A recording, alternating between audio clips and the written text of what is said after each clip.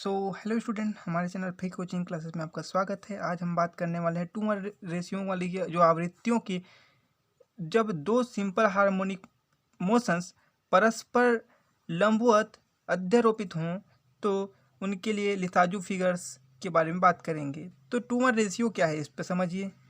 तो जैसे कि मान लेते हैं एक तरंग के लिए फ्रीक्वेंसी है, इस डायरेक्शन में है वाई डायरेक्शन, उसके लिए मान लेते हैं वो आती है 200 हर्ट्ज, ठीक है। और इस डायरेक्शन में एक्स डायरेक्शन में आ रही उसके लिए है भाई 100।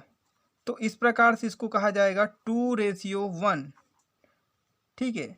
इस प्रकार से 2:1 में जब इस प्रकार अध्यारोपित हो तो उस टाइम लिसाजू फिगर्स क्या बनेगी, उसी चीज़ पे हम आज चर्चा करने वाले हैं। तो उसके लिए हम व्यंजक निगमित करें।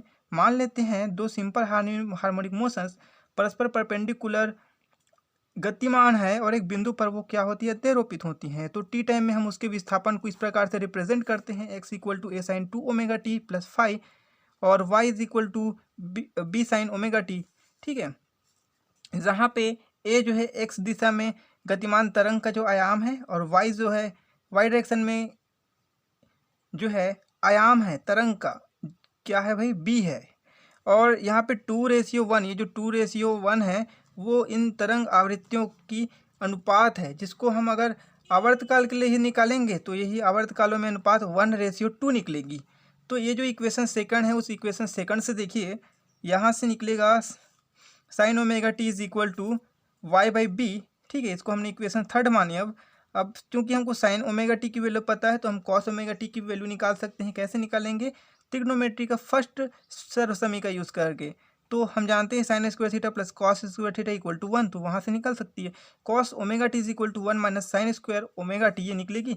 अब देखिए यहाँ से हम निकाल रहे हैं इसकी वैल्यू, तो ये हो जाएगी cos omega t is equal to √1 minus Y square divide by B square. हमने इसको इक्वेशन 4 मानी। अब ये जो इक्वेशन फर्स्ट है, इस जो इक्वेशन है उसमें से देखिए हम कुछ चीज़ फाइंड आउट कर सकते हैं। क्या निकाल सकते हैं, x by a is equal to sine 2ωt plus phi. अब देखिए ये वाली जो टर्म है साइन ए प्लस बी की फॉर्मूला बनती है, और साइन ए प्लस बी का जो विस्तार होता है हम कुछ इस प्रकार से जानते हैं कि ये होती है sine A cos B plus cos A sine B, ठीक है ना। सो इसी प्रकार से इसको लिख सकते हैं x by a is equal to sine 2ωt cos phi plus cos 2ωt sine phi. अब देखिए यहाँ से देखिए साइन 2ωt और कॉस 2ωt, इसकी भी हम वैल्यू जानते हैं, एग्जैक्ट वैल्यू। तो वो होती है sine 2 theta is equal to 2 sine theta और कॉस थीटा होती है, ठीक है। उसी प्रकार कॉस 2 थीटा के लिए निकलते हैं 1 माइनस 2 साइन स्क्वायर थीटा। हम इसके यूज़ करें यहाँ पे तो हम देखते हैं कि x by a is equal to हो जाएगी, यहाँ पे हम जब वैल्यू को रखेंगे तो हो जाएगा 2 sign omega T into cos omega t, और ये कॉस फाई का कॉस फाई, प्लस उसके बाद ये वाली देखिए ये हो जाएगा 1 minus 2 sine square omega T into ये साइन फाई। अब जो इक्वेशन 3 और ये 4 है इसमें से हम साइन ओमेगा टी और कॉस ओमेगा टी की वैल्यू को रखें तो देखिए ये हो जाएगा x by a is equal to 2 into यहाँ पे साइन ओमेगा टी की वैल्यू रखेंगे तो y बाई बी, ठीक है। यहाँ पे कॉस ओमेगा टी की तो 1 minus Y square divide by B square इनका रूट इंटू ये कॉस फाई का कॉस फाई, प्लस यहाँ पे 1 minus sine square omega t, तो साइन ओमेगा टी की वैल्यू जानते हैं तो ये हो जाएगा y square divide by B square, ठीक है, इंटू साइन फाई। अब हमने क्या किया कि जो यहाँ से ये वाली जो टर्म है जिसमें स्क्वायर रूट नहीं लगी उसको इस साइड पक्षांतर कर दी, ठीक है। तो ये हो गया x बाई ए माइनस कोष्टक में रहेगा 1 minus 2 Y square divide by B square into sine phi is equal to ये वाली जो टर्म है वो 2y divide by B into √1 minus Y square divide by B square into cos phi. अब क्या करें, हम इस स्क्वायर रूट को हटाने के लिए इसमें दोनों साइड में स्क्वायर का मल्टीप्लाई कर देते हैं, ठीक है। सो आगे देखें। अब क्या करते हैं, जब मल्टीप्लाई किया जाए दोनों साइड में स्क्वायर का तो ये हो जाएगा x divide by A minus कोष्टक में 1 minus 2 Y square divide by B square into sine phi, इनका पूरे का square is equal to 2y divide by B into 1 minus Y square by B square इनका under root into cos phi, पूरे का जो है स्क्वायर। अब क्या करते हैं, जब इसको अंदर मल्टीप्लाई करेंगे तो देखिए ये वाली जो टर्म है वो a माइनस बी का फॉर्मूला बन रहा है। इसको a मानिए, इसको टोटल को b मानिए, ठीक है। और ये टोटल a ही रहेगा, इसमें नहीं बनेगा, ठीक है। तो इसका विस्तार करेंगे तो ये हो जाएगा a का वर्ग यानी कि x square divide by A square plus ये हो जाएगा, इसके लिए b मानेंगे इसको तो 1 minus 2y square divide by B square, तो ये हो जाएगा इनका स्क्वायर इंटू साइन का भी स्क्वायर हो जाएगा यहाँ पे 5 माइनस अब होगा भाई ये जानते हैं A square plus B square plus minus 2ab होती है किसकी वैल्यू, a माइनस बी के होल स्क्वायर की वैल्यू। तो हमने इसी चीज़ को यहाँ पे अप्लाई कर रहे हैं। सो इस प्रकार से हमको ये वाली टर्म मिलेगी। अब देखिए ये वाली जो भाग है इसमें देखो तो ये हो जाएगा 2 का हो जाएगा 4 और y square divide by B square, ठीक है। अब इसका स्क्वायर लेंगे, स्क्वायर तो हो जाएगा इसको यहाँ से ये वाली जो भाग उसमें देखिए जब इस प्रकार से किसी चीज़ में रूट लगी हो, ठीक है, इस प्रकार से कोई रूट लगी हो, जैसे कि हम देखें √2 की पावर 2, तो हम इसको क्या करेंगे √2 की पावर 1/2 इंटू 2 किसी इस प्रकार से लिख सकते हैं। तो 2 कैंसिल हो जाएगा, बचेगा क्या 2, यानी कि ये जो शेष बची है 1 minus Y square divide by B square ही बचेगी यहाँ पे, ठीक है। इसको हमने एज इट इज लिख दिया है इंटू कॉस स्क्वायर 5। अब देखिए इस जो पूरी टर्म है इसमें ये वाली जो टर्म आई है ये भी a माइनस बी का होल स्क्वायर का फॉर्मूला बन रहा है इस प्रकार से, ठीक है। सो इसको फिर सरल करेंगे तो जो इसका विस्तार आएगा इस प्रकार से, बाकी जो चीज़ है उसको कुछ नहीं करेंगे, जो का त्यों है यहाँ पे। अब इस क्या किए हैं ये वाली जो टर्म है इसको पूरा अंदर मल्टीप्लाई किए हैं इसके साथ इसके साथ इसके साथ, तो ये वाली जो टर्म है वो आई X square divide by A square plus ये हो जाएगा इसके साथ करेंगे तो साइन स्क्वायर 5 प्लस ये हो जाएगा 4y की पावर 4 डिवाइड बाई बी की पावर 4 इंटू साइन स्क्वायर 5। अब इसके साथ करेंगे तो माइनस के साथ माइनस रहेगा यहाँ पे 4y square divide by B square into sine square 5। अब देखिए यहाँ पे ये वाले जो टर्म है यहाँ पे तो हमने क्या किया इसको 2x डिवाइड बाई ए इसके साथ पहले मल्टीप्लाई किए, फिर इसको जो आई उसको इसके साथ मल्टीप्लाई किए, तो इस प्रकार से हमको मिला 2x divide by A into sine 5।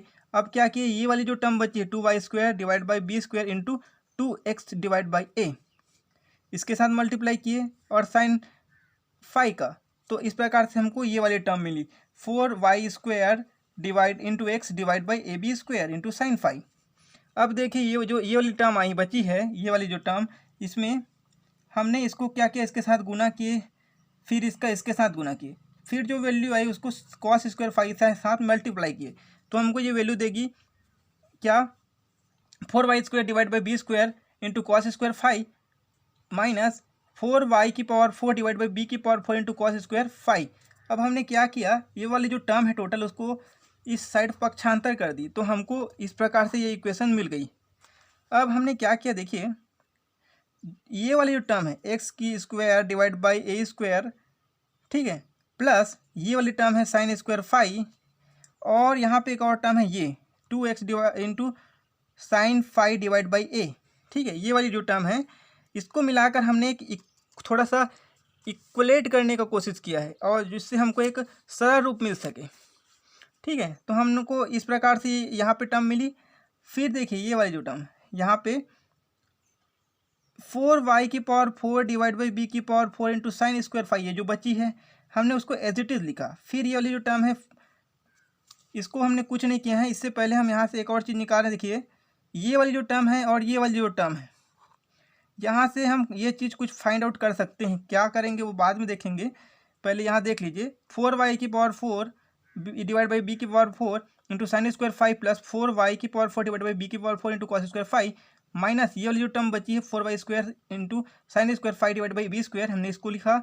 फिर ये वाली जो टर्म बची उसको लिखे, फिर इसको ये जो टर्म बची है इसको लिखे as it is equal to हमने कर दी 0, ठीक है। यहाँ तक तो आई थिंक क्लियर है।